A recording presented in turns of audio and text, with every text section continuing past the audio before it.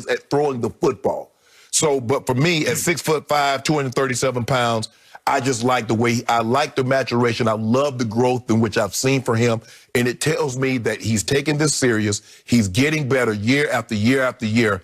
And I love the improvement. So for me, I would say right now, you says, okay, you only get one. I'm going to take Josh Allen. Josh Allen has grown on me since the first time I watched him play at Wyoming, and I did not love him before that draft. Right. He's been better than I thought. Yes. I told you again and again what I kept seeing in Kyler in the 1 year he was at the University of Oklahoma. I saw a powerful little man with a big arm and a stout body who's going to win championships in the National Football League, just the way he won 3 straight high school championships in the state of Texas, and just the way he carried an Oklahoma team with a horrible defense all the way to the playoffs. Right. Ran into Coach Saban's team and put the fear of Bear Bryant in Coach Saban. Yeah, he did. He had combined 410 yards. Yeah, we got 28-0 before the last guy got off the bus from Oklahoma. That would go 28-0 before the last guy got off the bus. And he still scared you in the second half. He almost got you back in the game. And that was without his best receiver, Hollywood Brown, who tried to play and was just limping around on the Liz Frank. Wasn't CeeDee Lamb still there? Yeah. What old Rambo? Didn't y'all have a guy named Rambo? He threw a touchdown pass to Rambo in the back of the end Okay, zone. so you had weapons. Okay. That people put on tape that coaches all around the country were saying, that's a throw. That's how you throw. It was a big-time throw, Skip. Yeah, it was big-time throw. You didn't make enough of those, though. Okay, what do I not like about Josh Allen in the longest term? It's what our man Terry Bradshaw said here on Fox the other night.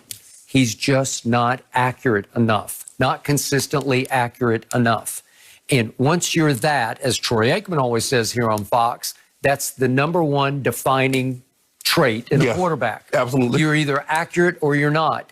It's hard to learn it. You can't teach it. You're pretty much born with the ability to throw consistently accurate passes, or you're not. But most times, Skip, guys with big-time arms. Yeah, well, he's got the biggest arm in pro football because I think it's a little bigger than Mahomes. I do. But normally, Skip, guys with big-time arms, they're going to struggle with accuracy because sometimes they're going to overthrow the ball.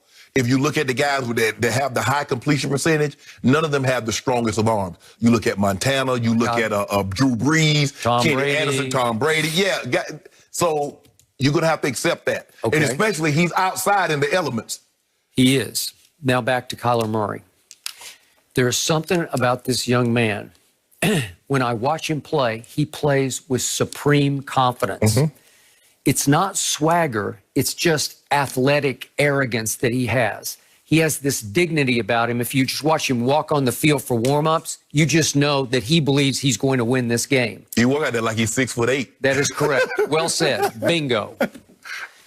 Josh Allen never gives me that kind of body language. I think they've put him in great positions to win games, and he's won a bunch of games because he is athletic. He can run with it. He's got a big heart.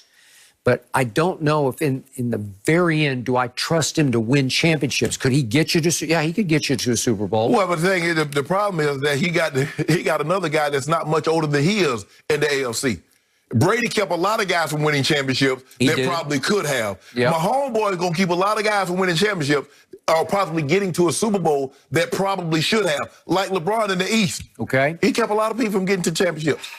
I believe that Kyler can win a couple of Super Bowls for the Arizona Cardinals. Wow. Can he last as long as Josh is going to last in this league? No, he cannot, because running is certainly part of what he does. Yes. Escaping is part of what he does. But I told you from the start, he is so gifted at sliding because he was a high pick in baseball. Right.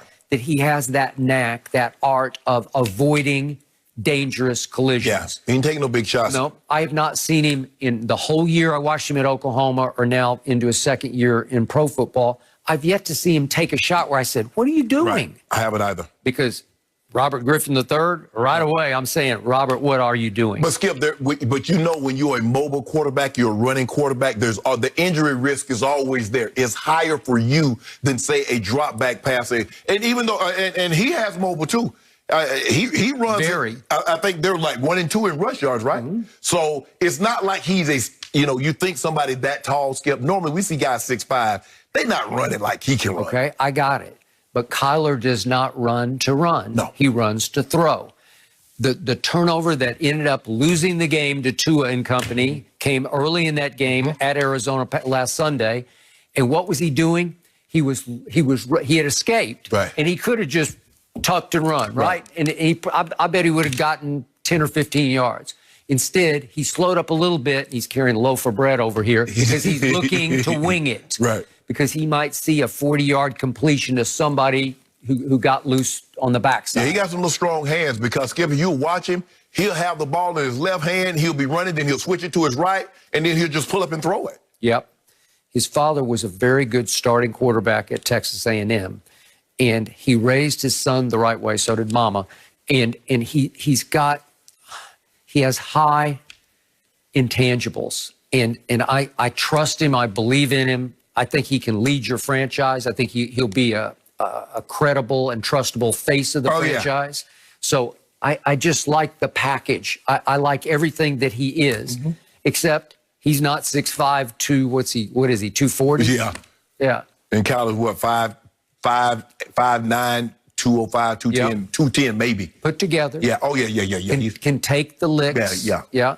But again, I'm going to knock on wood for him. I still say Kyler can stay healthy long enough to win a couple Super Bowls. Do I see him playing 20 years? This kid, the number 17 there, he might last 20 years in this league. I mean, I don't know.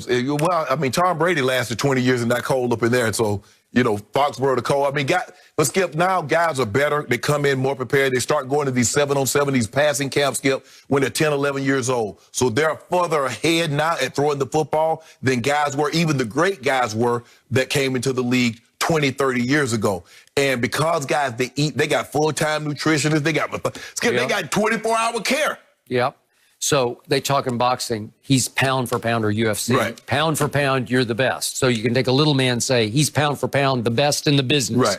Well, inch for inch, he's you know what? Inch for inch, he's got the biggest arm in the league for his size. Yes. Because it is a cannon. Yeah. I did not. If somebody would have told me 20 years ago, there's going to be a guy in the league, I was like, we're never going to see another Doug Flutie again. No, he was something. Yeah, he was. And just imagine, this guy got a bigger arm and got better legs than Doug Flutie. He does. And we know how hard it was to get Doug Flutie on the ground. Yeah. Speaking of Buffalo. Yes. He took him to the playoffs. Yep. Yeah. Well, it's fun to see so many young, thriving quarterbacks, and we're actually going to move on to another.